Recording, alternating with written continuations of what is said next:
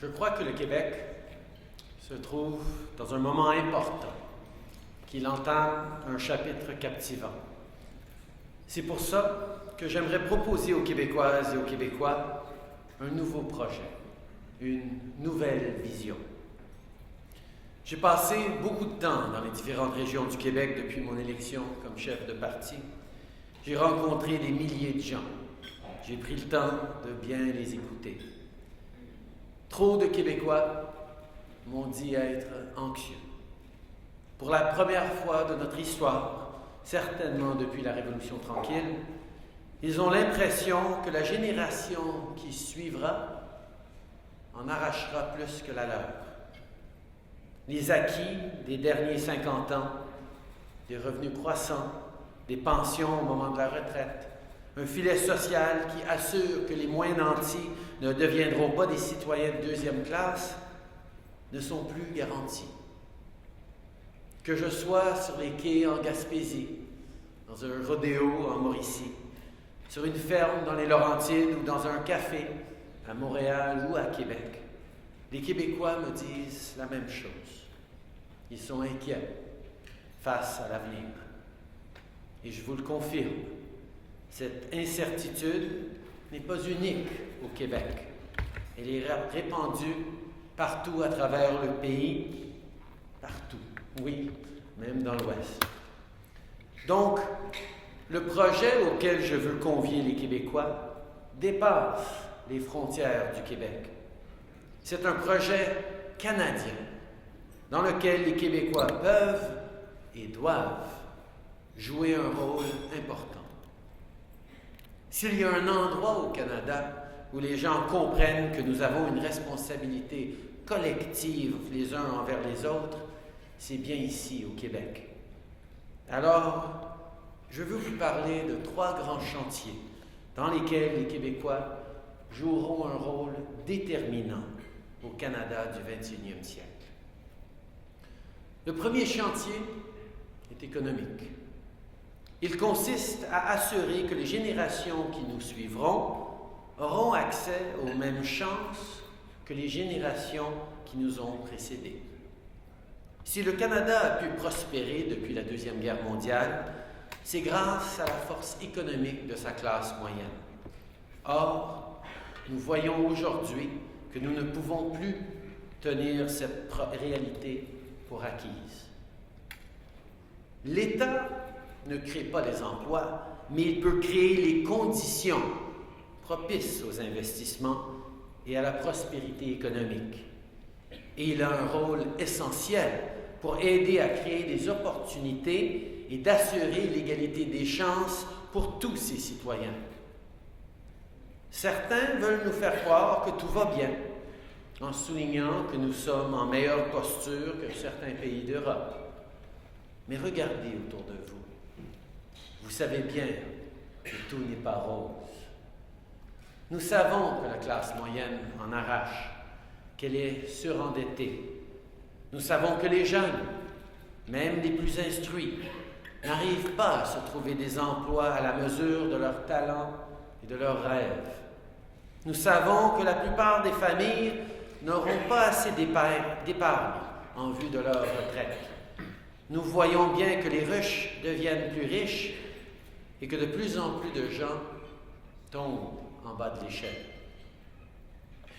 L'essence du contrat social canadien a toujours été que notre travail acharné assurera notre succès, mais aussi l'avenir de nos enfants et de nos petits-enfants. Eh bien, ce contrat est menacé. Nous devons investir si nous voulons s'assurer qu'il survive. Investir pour créer des opportunités économiques pour tous les Canadiens.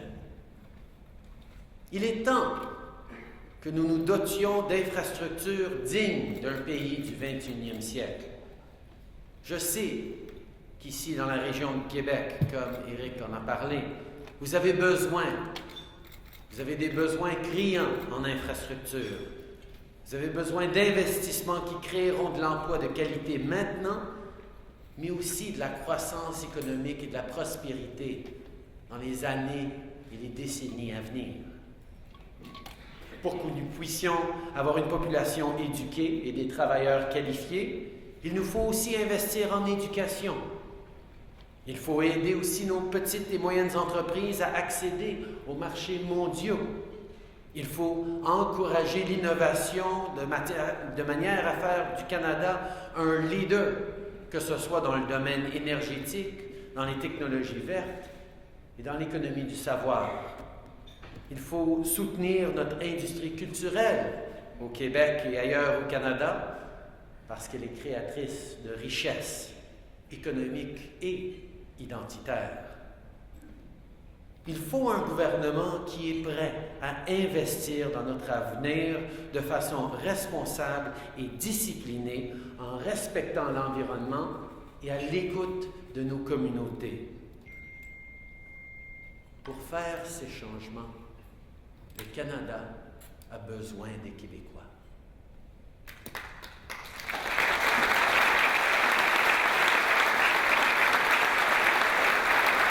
Le deuxième chantier est celui de la qualité de notre démocratie. Le Québec est l'une des sociétés les plus démocratiques qui soit. Je ne dis pas ça légèrement, je le crois profondément. Et c'est l'une des choses qui me rend le plus fier d'être québécois. Le débat récent qui a eu lieu à l'Assemblée nationale sur le projet de loi de mourir dans la dignité a été un grand moment de démocratie.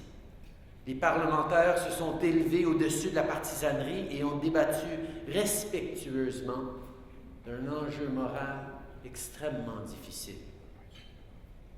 Conversely, since taking office, Mr. Harper has shown little respect for our democratic institutions. He has manipulated the facts, undermined the credibility of our scientists, stifled dissent, and turned our Parliament into an institution in which Canadians no longer recognize themselves. For Stephen Harper, increasing Canadians' cynicism has become an effective political strategy. Depuis qu'il est arrivé au pouvoir, M. Harper a montré peu de respect envers les institutions démocratiques.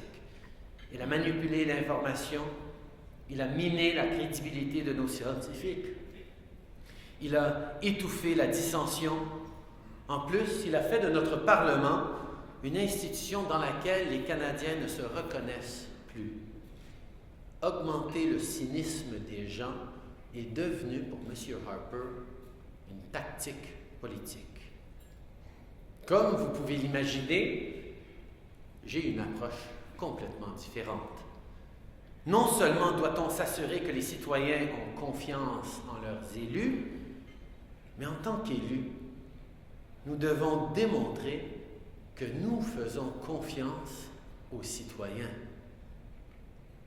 Je crois qu'il est temps de changer notre système électoral et adopter un vote préférentiel.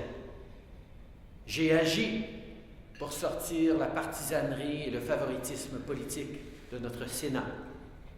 Je veux réformer notre Parlement avec plus de votes libres pour avoir des débats informés et rigoureux, et je veux créer un système d'accès à l'information digne d'un gouvernement du 21e siècle. Au fond, je veux changer la façon dont nous faisons de la politique dans ce pays. Je veux gouverner dans l'intérêt de tous, pour les prochaines générations, pas juste pour les prochaines élections. Je veux être le premier ministre de tous les Canadiens, pas juste des régions qui ont voté pour mon parti. Je tiens à ce que notre débat démocratique se fasse dans le respect des opinions de tous. Je veux vivre dans un pays où tous les citoyens sentent qu'ils ont une contribution à faire. Je veux encourager une culture politique inclusive et respectueuse. Un premier ministre doit faire confiance aux Canadiens. Il doit faire preuve de transparence, d'écoute et, oui, Il doit répondre aux questions des journalistes. C'est ça aussi, la démocratie.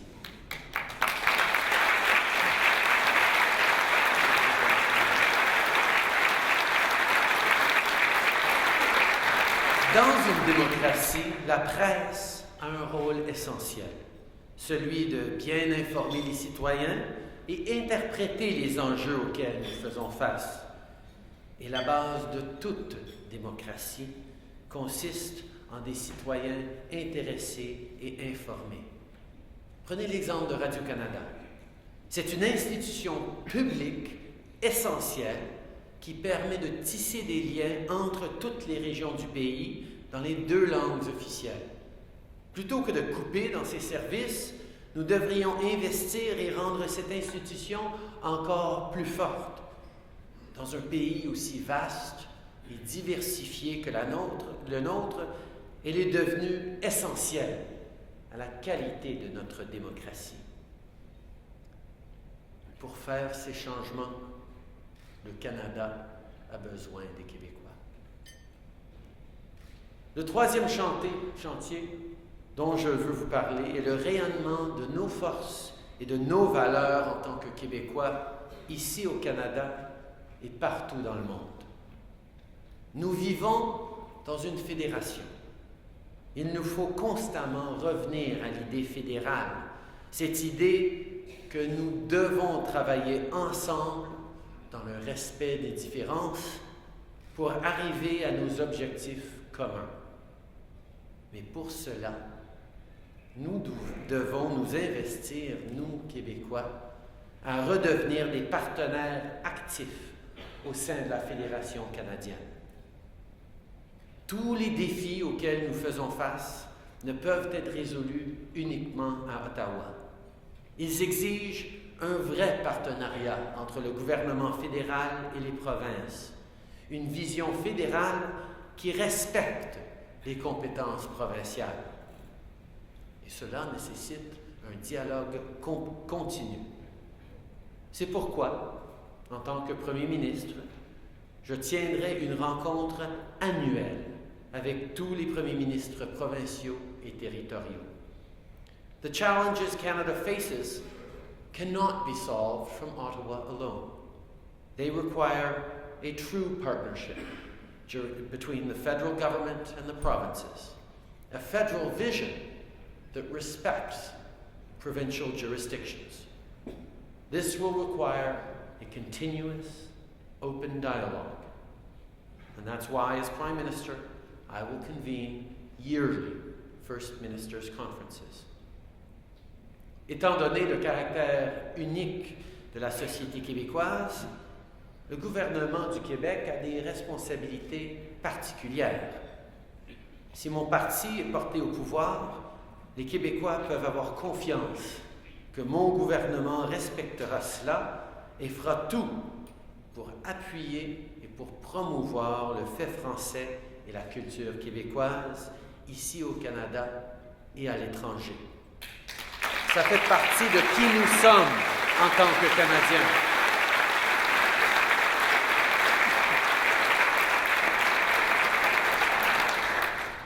Les Québécois me disent régulièrement que ce n'est pas assez de se débarrasser du gouvernement Harper.